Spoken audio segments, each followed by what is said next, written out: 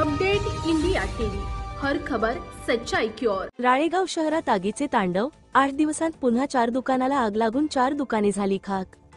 राळेगाव येथे दिनांक 21/3/25 रोजी रात्री 1 वाजताच्या दरम्यान भीषण आग लागून 4 दुकाने झाली खाक। दुकानदारांचे मोठ्या प्रमाणावर झाले नुकसान। 1 डॉक्टर मुजुमदार यांचे फर्निचर दुकान, 2 विनोद सुनारकर इलेक्ट्रिकल्स, 3 किशोर येलोरे झाडगाव कापड दुकान, 4 जगदीश शेबरे यांचे कापड दुकान। या 4ही दुकानाला भीषण आग लागून मोठ्या संख्येने नुकसान झाले असल्याने वर्तविल्या जात आहे।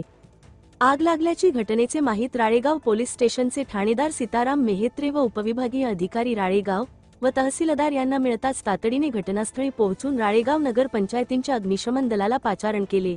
अग्निशामक दलाने व स्थानिक सामाजिक कार्यकर्ते यांच्या शर्थीच्या प्रयत्नाने आग विझविण्यासाठी शर्थीचे प्रयत्न करण्यात आले, पण आगीचे रौद्ररूप धारण केले असल्याने आग विझविणे कठीण असल्याने पुन्हा यवतमाळ येथील 2, घाटांजी येथील 1 व कळंब येथील 1 अग्निशमन दलाला पाचारण केले। 5ही अग्निशमन दल हे घटनास्थळी तातडीने पोहोचून आग विझविण्यासाठी शर्थीचे प्रयत्न केल्यानंतर आग विझविण्यात आली। या आगीत 5 दुकान माल जळून खाक झाल्याने मोठ्या संख्येने नुकसान झाले आहे। यवतमाळ जिल्हा प्रतिनिधी विनोद माहुरे सह निलय घिनमिने, राळेगाव शहर प्रतिनिधी।